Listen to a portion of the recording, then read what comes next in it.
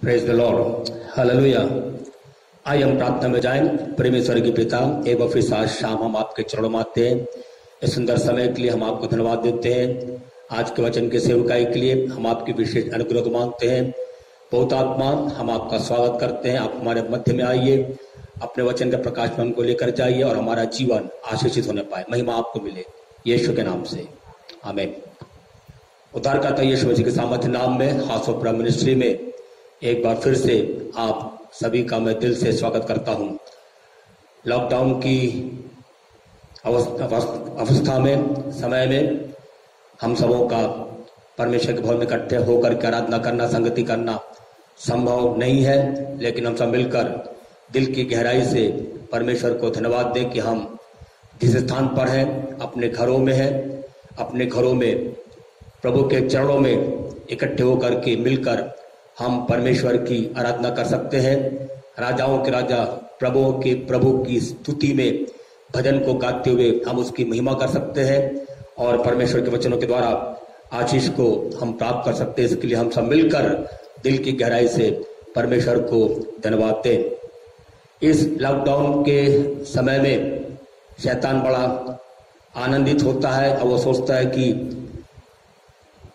हर एक जगह, हर स्थानों पर चर्चेस में ताला लगा हुआ है, आराधनालय में लोग आराधना के लिए एकत्रित नहीं हो पा रहे हैं और शैतान ये भी सोचता है कि हमने परमेश्वर के राज के लिए एक बहुत बड़े व्यवधान को उत्पन्न कर दिया है। लेकिन परमेश्वर का धन्यवाद हो, इस लॉकडाउन पीरियड में भी परमेश्वर के सुसमाचार का प्रचार प्रसार जोरावर तरीके से अधिकताई के साथ में हो रहा है। प्रार्थनाओं का धुआं निरंतर हर दूर परमेश्वर के सन्मुख में उठता चला जा रहा है। आराधना और स्तुति की आत्मा हर जगह सामर्थ्य के साथ फैलती चली जा रही है। इसके लिए हम सब मिलकर के परमेश्वर को धन्यवाद देते हैं। कारण यह क्योंकि प्रभु की कलीसिया का निर्माण करने वाला, प्रभु की कलीसिया को बनाने वाला स्वयं प्रभु यीशु मसीह है। क्योंकि उसने कहा, I will build my church, मैं अपनी कलीसिया को बनाऊंगा। और क्योंकि प्रभु यीशु मसीह अपनी कलीसिया का बनाने वाला है और प्रभु यीशु मसीह स्वयं कलीसिया के कोने के सिरे का पत्थर है, इसलिए स्वयं प्रभु यीशु मसीह इस प्रकार कहा कि अधोलोक के फाटक भी उस पर प्रबल नहीं होगा।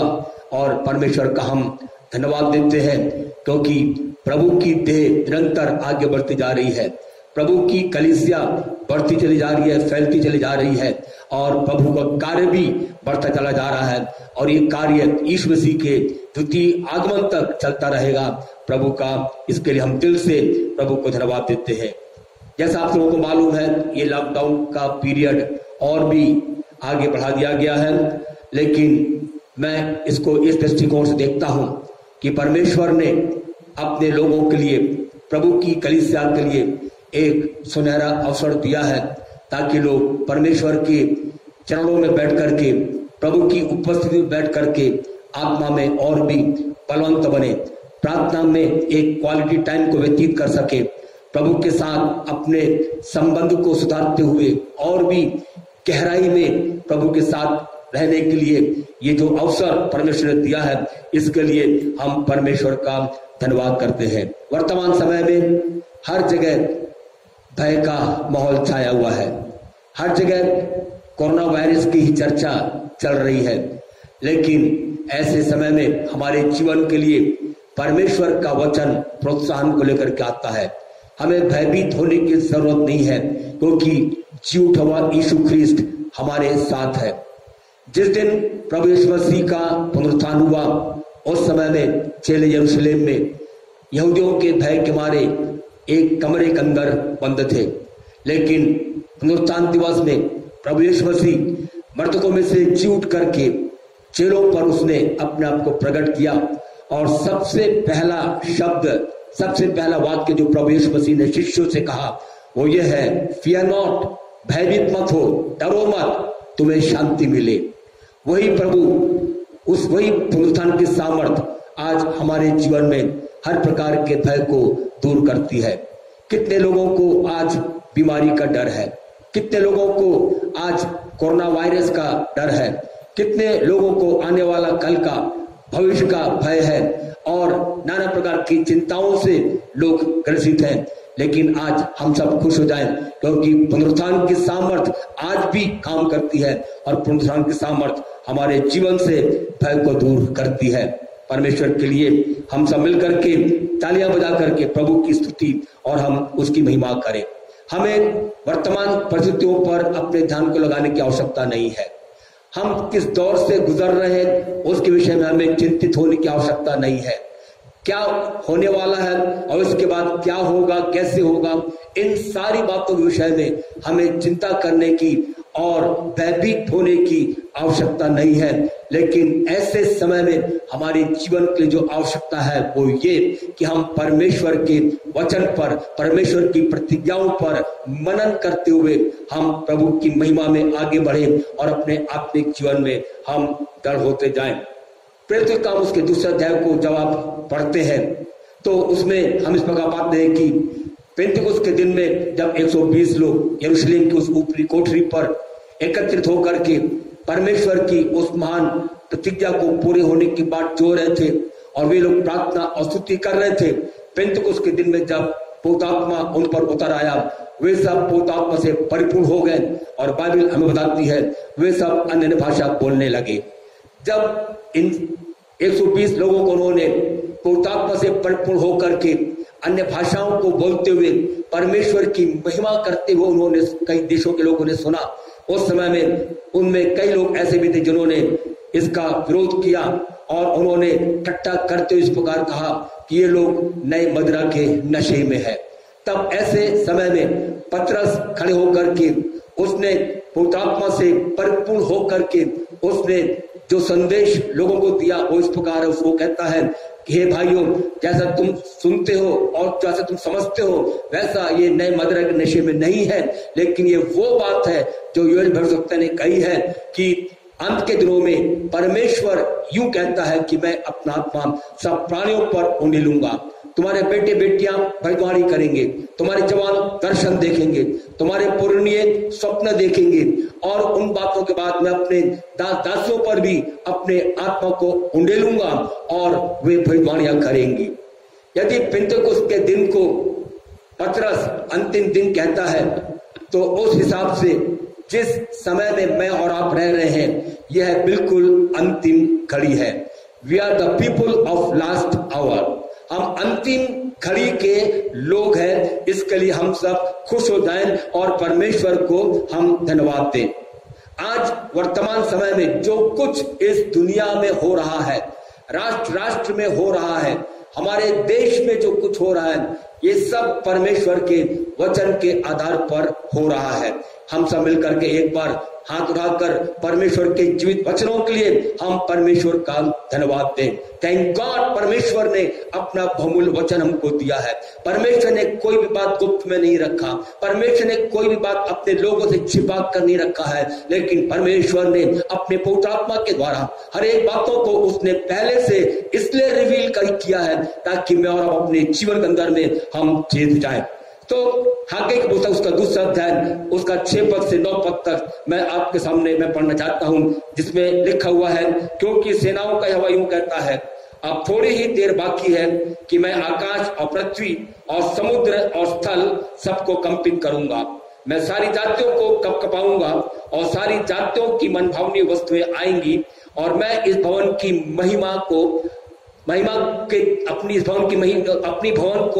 अपनी महिमा के तेज से भर दूंगा।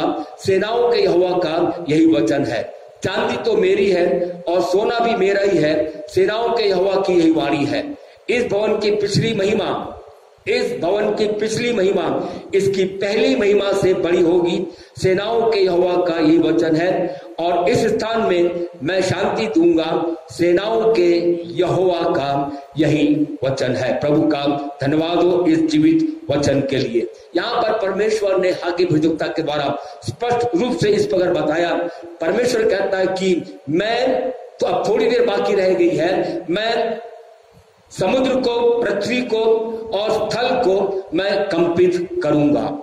मैं देश देश के लोगों को मैं कब कपाऊंगा। और जैसा परमेश्वर ने कहा है, ये वो समय है जब परमेश्वर आकाश मंडल को, धरती को और समुद्र को कंपित कर रहा है। एंटायर वर्ल्ड इज शेकिंग और पूरा राष्ट्र, एक एक राष्ट्र कंपित हो रहा है। ये धरती कंपित हो रही है, लोग कंपित हो रहे हैं, आकाश मंडल कंपित हो रहा है, इकोनॉमिकल वर्ल्ड कंपित हो रहा है, पूरा विश्व कंपित हो रहा है। और विशेष रूप से जैसा आप सब अच्छी तरह जानते हैं, ये कोरोना वायरस ने पूरी दुनिया को, एक एक देश को हिला दिया है। और बाइबल ये बताती है, परमेश्वर ने कहा, I will shake all the nation, मैं हर एक राष्ट्र को हिलाऊंगा। क्या इन दिनों के अंदर में हम अपनी आंखों से इन सारी बातों को अपने सामने पूरी होते हुए नहीं देख रहे हैं? क्या हम इस बात को नहीं जान सकते कि परमेश्वर सचमुच में इस पूरे धरती को हिला रहा है, एक एक राष्ट्र को हिला रहा है? और ये सारी बातें, सारी प्राकृतिक आपदाएं, ये सारी मरियां इस बात को प्रकट कर रही है, God is shaking the whole universe. परमेश्वर पूरी सृष्टि को हिला रहा है। ओ परमेश्वर के वचन के लिए हम प्रभु का धन्यवाद दें। आसमान जमीन टल जाएगी, लेकिन परमेश्वर का वचन कभी भी नहीं टलेगा, कभी भी नहीं टलेगा और कभी भी नहीं टलेगा। जबकि परमेश्वर पूरे विश्व को, विश्व के हर एक राष्ट्रों को परमेश्वर हिला रहा है, कपा रहा है। ऐसे समय में उसके मध्य में परमेश्वर की एक और महान प्रतिज्ञा है। Other side of this words इस इन वचनों के एकदम दूसरे तरफ देखें तो वहां पर ऐसा लिखा हुआ है कि the desire of all the nations shall come. सारे देश देश के लोगों की जो मनभावनी वस्तु है, जो चाहत है, वो आएंगी। प्रभु का धन्यवाद हो।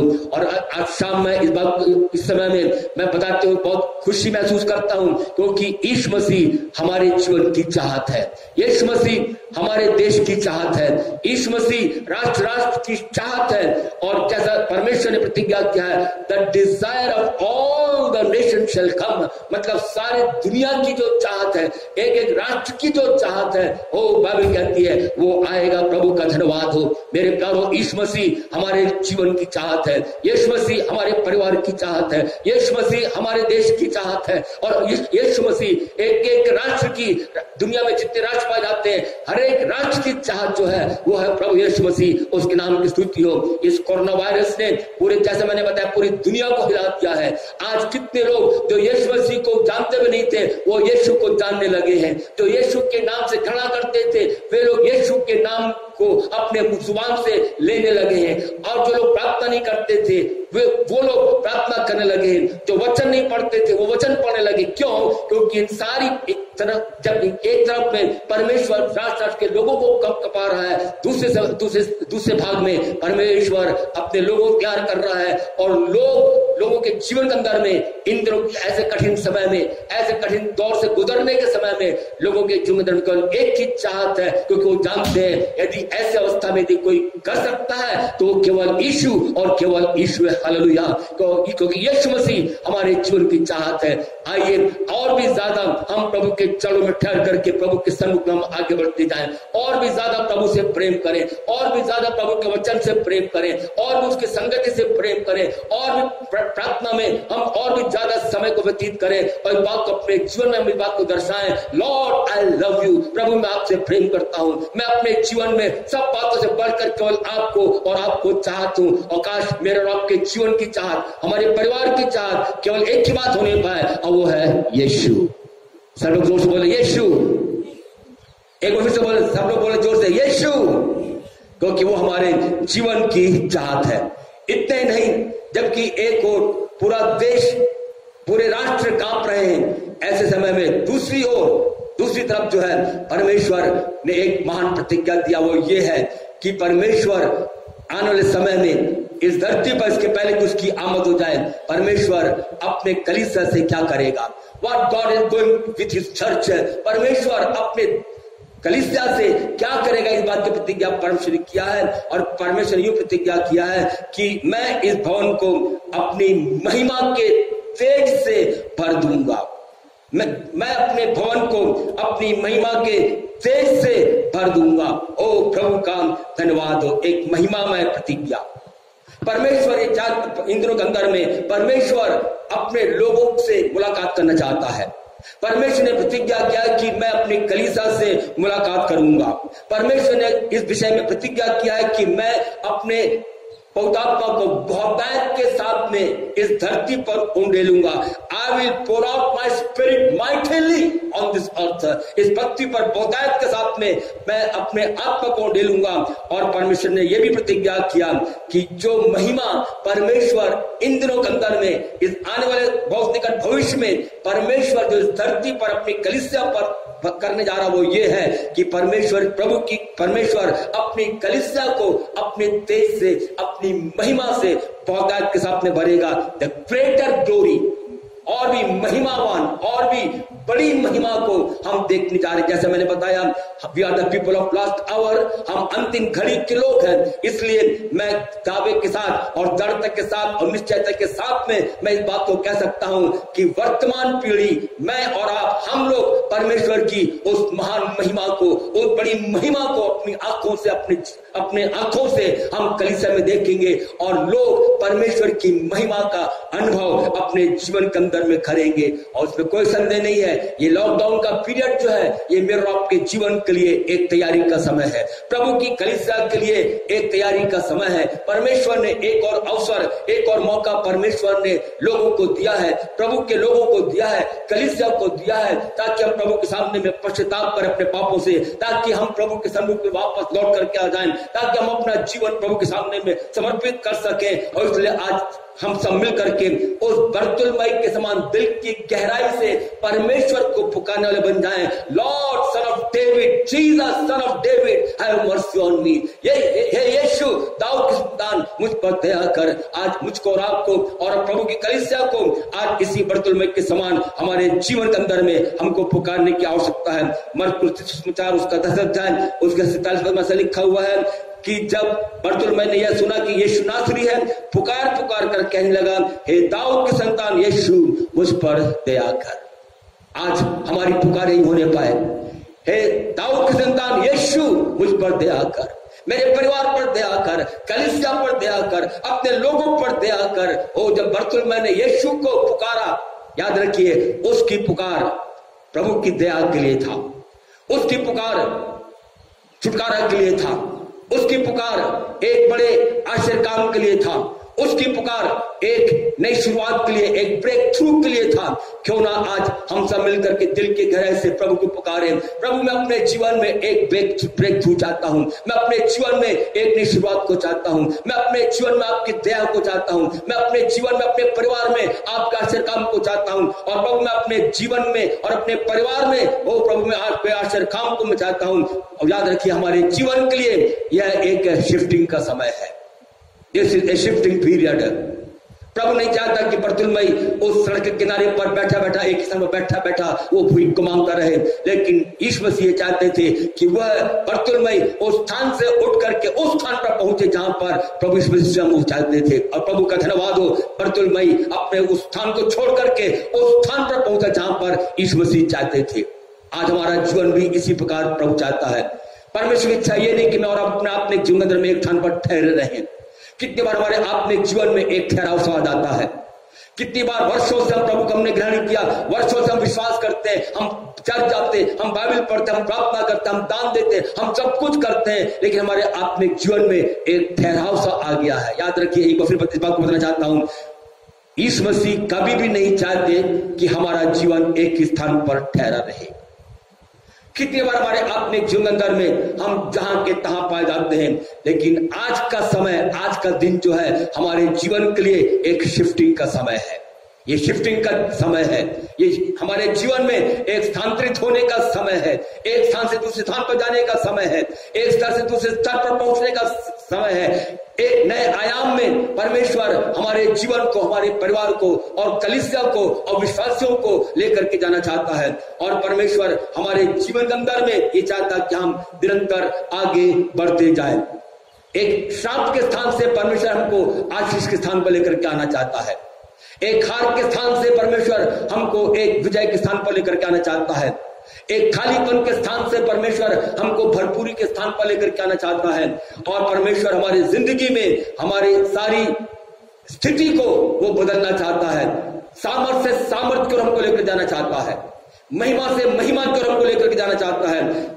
परमेश्वर ने अपने से एक बार इस प्रकार कहा, व्यवस्था पुस्तक यदि आप पढ़ेंगे उसका पहले अध्याय को उसका 6 पद से आगे पढ़ेंगे तो उसमें लिखा हुआ है, जब इस्राएली लोग होरेब पहाड़ी पर्वत के पास में आए उस समय में परमेश्वर ने मूसा से इस प्रकार कहा कि मेरी प्रजा के लोगों से इस प्रकार कह कि तुम लोगों को इस स्थान पर रहते हुए बहुत दिन हो गया है, बहुत समय हो गया है। Not is time for you to move, ये समय तुम्हारे लिए आगे बढ़ने का, ये समय इस स्थान से कूच करने का।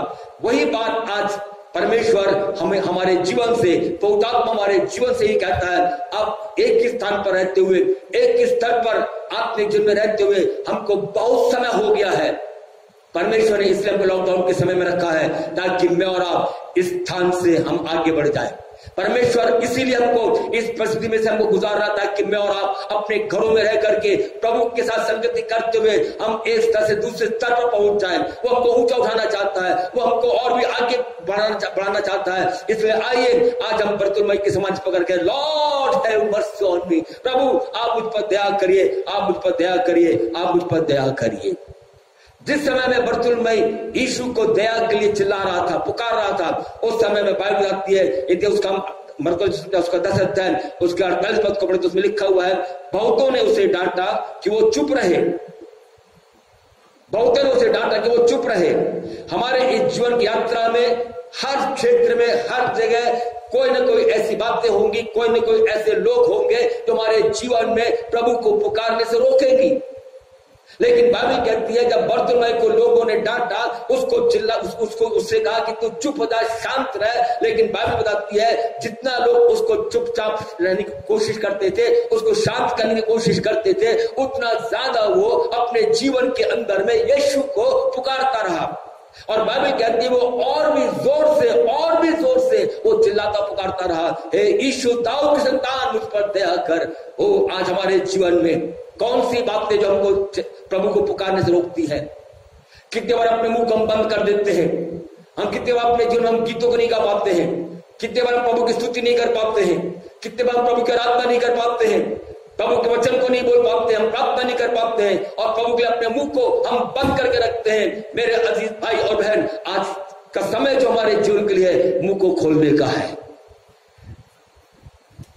बरतुलमई ने लोगों की आलोचना पर ध्यान नहीं दिया, उसने अपने कान को फेर लिया, लोगों के विरोध का उसने परवाह नहीं किया, उनकी बातों का उसने चिंता नहीं किया, लेकिन उसने अपने कानों को लोगों की आलोचनाओं से, उनके विरोध से अपने कान को फेर करके उसने अपने मन को प्रभु की ओर लगाया, क्योंकि वो प्रभु की आवाज सुनना चाहता था, वो प्रभु से कुछ चाहता था। उसकी आंखें उसके कान ये लालाई थी। और प्रभु का धन्यवाद हो जब उसने और भी जोर से पुकार करके कहा, हे यीशु दाऊद की संतान मुझ पर दया कर।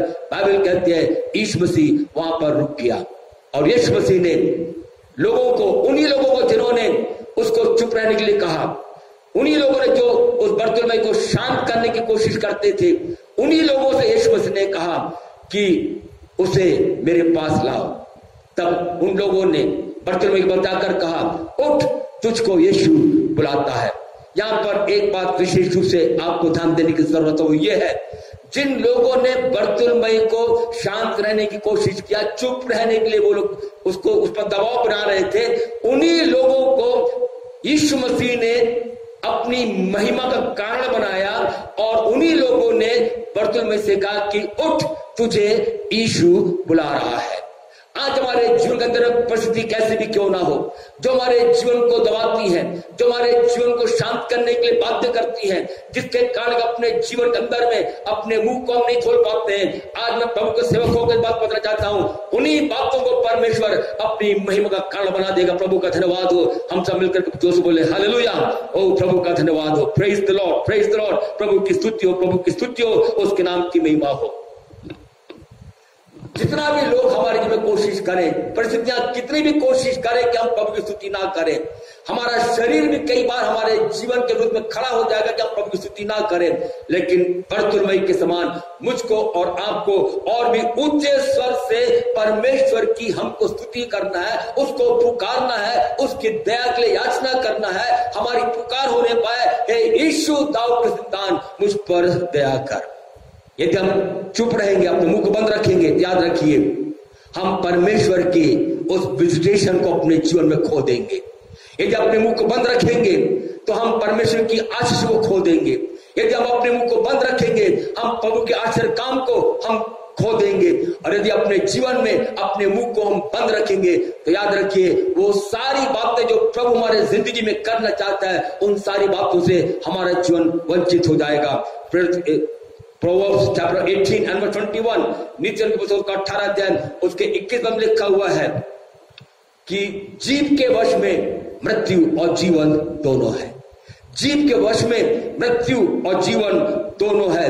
आज अपने जीवन के अंदर में आइए, प्रभु ने हमें जो मुंह दिया है, प्रभु ने हमें जो जीव दिया है, इस जीव से हम आवाजों को प्रभु की महिमा के लिए निकालते हुए उसकी दया के लिए हम पुकार उठे, उसकी प्रशंसा में हमारा मुंह खुल जाए, उसकी स्तुति में हमारा मुंह खुल जाए, उससे प्रार्थना करने के लिए हमारा मुंह खुल जाए, आराधना करने के लिए हमारा मुंह खुल जाए, वचन बोलने के लिए हमारा मुंह खुल जाए। और याद रखिए जो कुछ हम बोलेंगे परमेश्वर के वचन के आधार पर, परमेश्वर हमारे जिंदगी में हमारे बोलने, हमारे सोचने से कहीं बढ़ करके वो हमारे जीवन में इन रिटर्न हमको आशीषों को देगा। प्रभु का धन्यवाद हो। एक बात को ध्यान में रखे, हमारा भविष्य जो है, हमारी नियति जो है वो मनुष्यों के मुंह पे नहीं है, क्योंकि लोग मना करेंगे कोई बात नहीं, लेकिन एक बात इस बात के लिए मैं आपको आश्वस्त करना चाहता हूं, हमारा भविष्य, हमारी नियति मनुष्य के मुंह से बोले गए वचनों पर नहीं है, लेकिन हमारा भविष्य और हमारी नियति परमेश्वर के हाथों में है। प्रभु का धन्यवाद हो। आइए आज हम सब मिलकर के प्रभु के चरणों में हम सब मिलकर प्रार्थना करें। प्रभु, जबकि आपने प्रतिज्ञा किया कि अंत के दिनों में मैं अपना आत्मा से प्राणपण ले लूंगा, प्रभु हम अंतिम समय में रह रहे हैं। मैं चाहता हूं प्रभु आपका विशेष अभिषेक मेरे जीवन उतरने पाए। Lord anoint me, Lord anoint me, Lord anoint me with fresh oil। उस ताजा तेल से आप मेरा अभिषेक करिए। मैं अपने जीवन में आगे बढ़ना चाहता हूँ। मैं इस स्थान पर, एक ही स्थान पर मैं रहना नहीं चाहता। प्रभु मैं थक गया हूँ, मैं ऊब गया हूँ, मेरा जो उबाऊ हो गया है, लेकिन आज मैं आपके वचन को सुन करके आपके साथ में आपके साथ में मैं आगे बढ़ना चाहता हूँ। मुझको प्रभु एक नए स्तर में लेकर के जाइए, मुझको आप एक नए आयाम में लेकर के जाइए। मेरे जीवन में अभिषेक मेरी जिंदगी में दीजिए, और जो प्रतिज्ञा आपने आज के समय में किया है प्रभु, उस प्रतिज्ञा का भागीदार होने के लिए प्रभु आप मेरी सहायता करिए। और मैं अपने आप को आज, अपने जीवन को अपने परिवार के साथ मिलकर के मैं अपने आप को पूरी तौर से आपके हाथों में समर्पित कर देता हूं, और एक नए समर्पण के साथ मैं यहां से अपने काम में लगना चाहता हूं। इसके पहले कि प्रभु मैं इस सभा को मैं समाप्त करूं, इसके पहले कि मैं आपके वचन को सुन करके प्रभु मैं अपने घर के कामों में लग जाऊं, प्रभु विशेष तौर से आप मेरी सहायता करिए, मेरे परिवार की सहायता करिए, और मैं अपने परिवार से मिल करके अपने जीवन को आपके हाथों में मैं सौंप देता हूं। जैसा आप चाहते प्रभु वैसा आप मुझे चलाइए।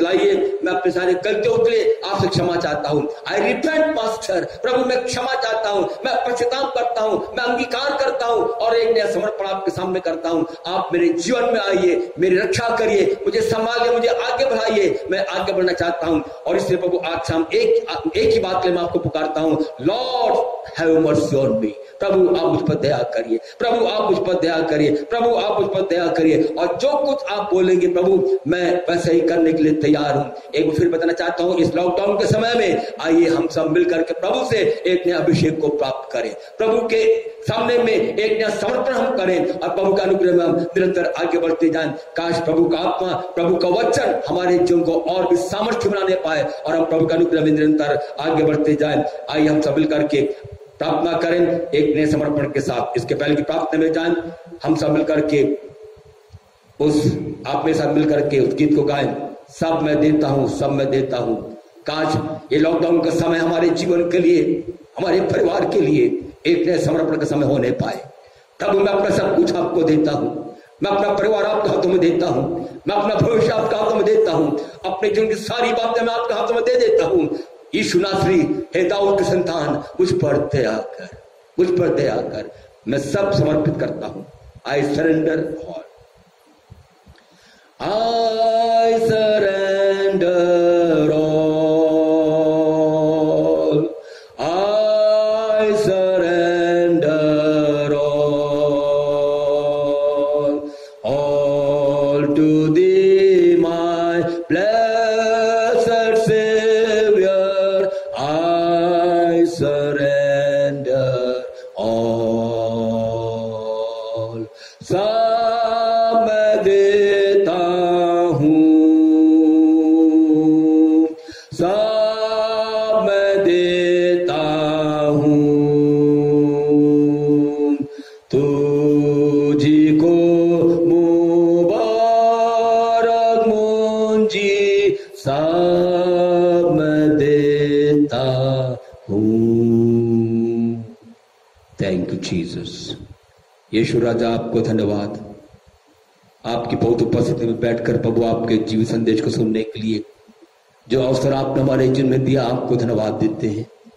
इन वचनों के आधार पर प्रभु जी, मैं अपना जीवन, अपने परिवार का जीवन आपके हाथों में सौंपता हूं। प्रभु, एक स्थान पर रहते हुए बहुत समय हो गया, आपका पवित्र आत्मा आज एक एक जीवन को नए आयाम पर लेकर जा नहीं पाए।